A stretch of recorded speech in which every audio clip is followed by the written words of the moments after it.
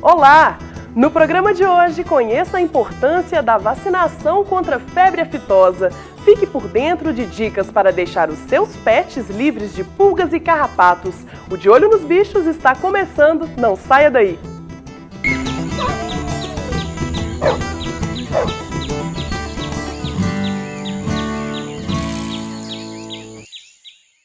A campanha de vacinação contra a febre aftosa é realizada no país durante os meses de maio e novembro. Com a vacinação, o rebanho brasileiro está praticamente livre da enfermidade. Uma realidade positiva para a pecuária nacional. Na matéria de Franco Malheiro, conheça um pouco sobre a doença e saiba como é feito o combate no Brasil. A febre aftosa é uma doença causada por um vírus que ataca principalmente o rebanho bovino. Os sintomas são muito claros e prejudicam a alimentação e nutrição do rebanho. Quando o animal adoece, os primeiros sintomas que são perceptíveis, o animal começa a diminuir o apetite, ele tem febre, ele começa a ficar mais quieto, né?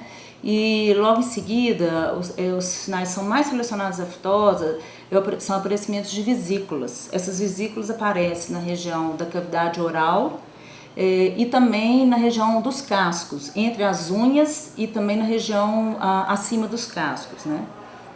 Essas vesículas vão evoluindo para úlceras e, obviamente, ao acontecer isso, o animal diminui muito a alimentação, porque ele não consegue comer direito, e um dos sintomas relacionados exatamente com essa vesícula na mucosa oral é a salivação. Então o animal fica babando. O causador da febre aftosa foi a primeira espécie de vírus a ser descoberta. Apesar de existirem 7 tipos virais, no Brasil até hoje foram registrados apenas 3. Ela é causada por um vírus da família Picornaviridae e do gênero Aftovírus. É um vírus RNA sem envelope, o que nessas características do vírus que eu acho que é bastante importante frisar, é que ele é um vírus bastante resistente ao ambiente. Então, depois que ele está presente no ambiente, ele pode persistir, o que facilita bastante a reinfecção por outros animais, né? Além disso, ele pode persistir em tecidos também. Por exemplo, se não tiver um pH, no pH normal, ele pode persistir. Se tiver um pH muito baixo, o vírus será inativado, né? Então, daí a sua importância de persistir em tecidos que mais tarde vão ser utilizados, tecidos cárneos, né, que vai ser mais tarde utilizado para a produção de embutidos, de linguiças, etc. Nós temos 7 diferentes sorotipos de febre aftosa no mundo. São os vírus O, AC, South Africa Type, que chama SAT, South Africa Type 1, 2 e 3, e o Ásia 1. No Brasil, nós temos 3 sorotipos, que é o A, o O e o C. E o que caracteriza esses diferentes sorotipos é que a infecção contra um sorotipo não protege contra o outro sorotipo. Por isso, por exemplo, aqui no Brasil, como nós temos os vírus A, O e C, as vacinas têm que conter os 3 vírus. Dentro de cada sorotipo, nós temos os subtipos, que são variações, né, não tão grandes como existe entre os sorotipos, e a gente pode dizer que existe uma proteção cruzada entre elas. E aí a gente tem inúmeros subtipos, né? Mas isso é até relacionado com a própria distribuição desse vírus. Por exemplo, no continente africano nós temos o SAT 1, 2 e 3, no continente africano nós temos o Ásia 1, além do O, A e C, que está espalhado também no continente africano e no asiático. A febre aftosa não se enquadra como problema de saúde pública, pois seres humanos não são muito suscetíveis à doença. O maior impacto causado pela aftosa na vida do homem é econômico. Países com incidência da doença encontram dificuldades para exportar a carne. É uma doença extremamente importante no mercado internacional de carne. Então, você ser livre de febre aftosa abre caminhos para exportação de carne. Dependendo da avaliação do país que vai comprar, né, a carne, principalmente in natura, né, do Brasil, geralmente eles fazem uma avaliação. Então, se não for livre com vacinação ou sem a vacinação, eles não vão comprar. de maneira nenhuma. Nas áreas livre com vacinação, a gente recebe, né, comitês que vêm fazer uma avaliação e hoje, por exemplo, para a União Europeia, a gente exporta carne, estados que são livres com vacinação são habilitados a exportar carne para a União Europeia. Desde a década de 1970, o governo federal realiza a campanha nacional de controle da aftosa. Em Minas Gerais, quem monitora a vacinação é o Instituto Mineiro de Agropecuária. Agora, em novembro, nós vamos fazer a vacinação obrigatória contra a febre aftosa dos bovinos e dos bubalinos. Lembrando que nós temos 2 etapas de vacinação ao longo do ano. A primeira etapa ela é realizada em maio, foi realizada e todo o rebanho foi vacinado. Agora, em novembro, os criadores devem vacinar obrigatoriamente os bovinos e bubalinos com idade de 0 a 24 meses. Para isso, eles têm acesso ao site do INMA. O INMA está inovando. A carta de vacina ela não vai ser mais enviada para o produtor e ela está disponível online no site do INMA, onde o produtor pode acessar esse site, entrar no link e tirar a carta de vacinação. A vacinação e a declaração dos animais continua da mesma forma, porém a carta é que está disponível no site do INMA. Para produtores que não possuem acesso à internet, existem outras alternativas para adquirir a carta. Todos os escritórios do INMA, ou seja, o produtor pode procurar aquele escritório mais próximo de sua unidade produtiva. Além disso, nós também divulgamos essa informação e estamos contando com os sindicatos rurais, que são entidades de apoio para o pequeno produtor, o que vai facilitar ele ter acesso também a essa carta. O objetivo é manter todo o rebanho vacinado dentro dos períodos determinados e, para assim, continuar caminhando para um país livre de aftosa. Hoje, muito já se fez em relação ao controle e erradicação da febre aftosa no país. Então, Minas Gerais, hoje, ela é livre de febre aftosa com vacinação. Assim como Minas Gerais, nós temos vários estados. Todo o sul do país, o leste e o centro-oeste, hoje é livre de febre aftosa com vacinação, com exceção do estado de Santa Catarina, que é livre sem vacinação.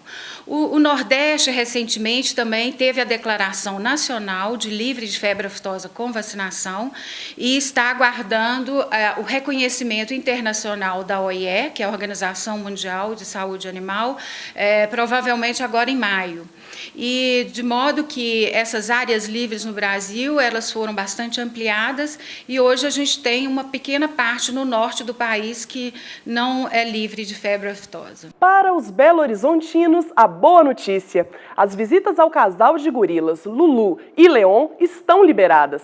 Os novos habitantes do Zoológico de Belo Horizonte, que vieram da Espanha e do Reino Unido, chegaram à cidade em outubro e já foram liberados do período de isolamento, quando foram realizados exames médicos. O espaço à moradia dos animais passou por revitalização antes da transferência definitiva. O Zoológico de Belo Horizonte fica na Avenida Otacílio Negrão de Lima, 8000, na Pampulha. Os gorilas são primatas surpreendentes, fortes, imponentes e carregam uma certa melancolia. Ficou surpreso? Conheça mais sobre essa característica curiosa dos gorilas no Você Sabia? Você sabia que existem 2 espécies diferentes de gorila? Ambas habitam o continente africano e possuem entre si poucas diferenças.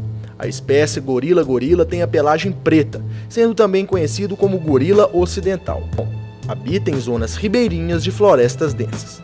Já a espécie gorila berinjei, de cor prateada, prefere viver nas encostas das montanhas. São os gorilas orientais. As 2 espécies se alimentam de uma grande variedade de plantas, sendo as preferidas folhas, ervas, arbustos e frutas. Um gorila adulto chega a consumir 30 quilos de comida por dia. Os gorilas são tímidos e calmos, evitando dessa forma o contato com seres humanos. Quando se sentem ameaçados, atacam qualquer animal, até mesmo um homem. Embora seja mais comum eles correrem em direção ao inimigo, batendo com força as 2 mãos no peito, emitindo fortes ruídos sem atacarem efetivamente. Em cativeiro, esses animais se tornam melancólicos e tristes, sendo comum se apegarem ao seu cuidador. Esses fantásticos primatas estão correndo grave perigo de extinção, graças aos homens que os caçam para consumo ou para o uso na medicina tradicional da região. Guerras e doenças também colaboram para a morte desses animais.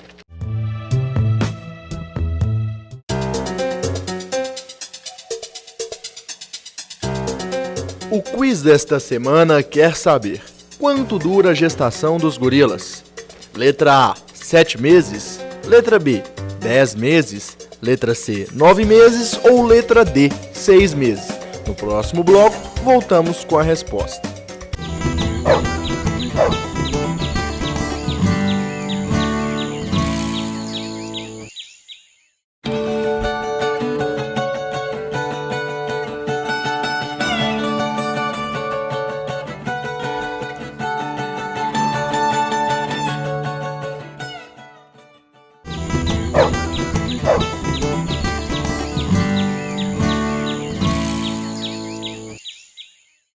O quiz perguntou: quanto tempo dura a gestação do gorila? Letra A, 7 meses. Letra B, 10 meses. Letra C, 9 meses. Ou letra D, 6 meses. Se você respondeu a letra C, 9 meses, parabéns! Estamos de volta! Com a chegada do verão e o aumento da temperatura, cresce a proliferação de pragas como pulgas e carrapatos. E manter os animais livres desse mal não é uma tarefa fácil. A matéria a seguir vai dar dicas de como melhorar o bem-estar do seu animal nesse período. O verão está chegando e com ele a temperatura aumenta. Clima propício para a proliferação de pragas urbanas, dentre elas as pulgas e carrapatos. Os animais domésticos são os que mais sofrem. Para evitar problemas maiores, é imprescindível o cuidado e controle por parte dos donos. Olha, o inimigo das pragas número 1 é sempre a limpeza e a organização do ambiente. Então, o morador, a dona de casa, ela deve sempre manter o ambiente de forma mais asseada. Se você já tiver problema na residência ocasionadas pela presença dessas pragas, é interessante a gente fazer um controle de pragas com a empresa especializada. Além da incômoda coceira, as pulgas e os carrapatos podem causar anemia, verminoses e outras doenças mais graves nos animais. A gente pode ocasionar, a pulga pode ocasionar anemia no animal. Esses animais mais jovens e mais velhos são mais suscetíveis à anemia. Pode ocasionar verminoses, E já houve no passado a incidência da peste bubônica, do tifo murino. Então são doenças mais típicas, que a pulga pode ocasionar. Os seres humanos não são muito sensíveis às pulgas, mas em pessoas imunologicamente mais frágeis, a praga pode causar alguns danos. Olha, os seres humanos eles não são muito propícios à infestação de pulgas, porque até a nossa temperatura ela é mais baixa do que a temperatura dos cães, dos gatos. Então, uma picada de pulga ocasional, se você tiver um sistema imunológico mais enfraquecido, ela vai te ocasionar uma alergia, uma coceira. Então, vai depender do quadro do sistema imunológico que você se encontrar.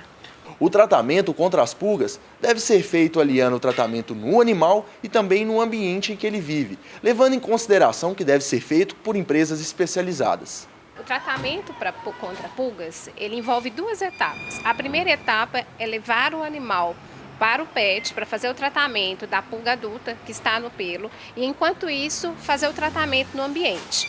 Para fazer o tratamento no ambiente, tem que ter alguns preparos. Primeiro, a gente tem que retirar a caminha do animal, fazer a limpeza nela, é interessante lavar mesmo a caminha e a gente vai fazer uma aplicação de um produto inibidor de crescimento que vai atuar nas fases de vida da pulga que fica no ambiente e evitar com que ela se prolifere, certo? Então a gente vai começar a fazer aqui uma aplicação de inseticida inibidor de crescimento nas paredes, no piso, nas frestas e fendas onde a pulga costuma se alojar e dentro da casinha do animal. O Maico agora vai estar se preparando para fazer a aplicação na parede. A gente chama de uma aplicação total, para tentar pegar todas as frestinhas possíveis onde a pulga pode se alojar. É importante pegar cada cantinho, porque a pulga gosta de colocar os seus ovos nas frestas, aonde contém um pouco de poeira. A casinha ela recebe um tratamento completo para a gente ter certeza que não restou nenhuma forma viva da pulga. Aliado a esse tratamento, cada parte de detalhe do ambiente deve ser tratado. Chico sofre com a dermatite. O quadro foi agravado pela alergia a pulgas. O tratamento teve início há 2 anos e a dona garante que as melhoras são nítidas. Ele teve uma situação que ele chegou a ferir o rabo, que o veterinário até pensou a gente em cortar o rabo dele. Só que a gente foi tentando o tratamento, né, dando banho com o shampoo antialérgico. A gente fez um tratamento durante mais ou menos 20 dias, aí já teve uma melhora. Ele parou de coçar, porque ele coçava a ponto de ferir a pele mesmo, né, incomodava ele muito. Às vezes ele até chorava de tanta coceira. Aí ele parou de coçar e o pelo também, a qualidade do pelo dele também melhorou bastante. O nosso programa fica por aqui. Todas as novidades estão no Twitter e no Facebook. Muito obrigada pela companhia e até o próximo De Olho nos Bichos. Tchau, tchau!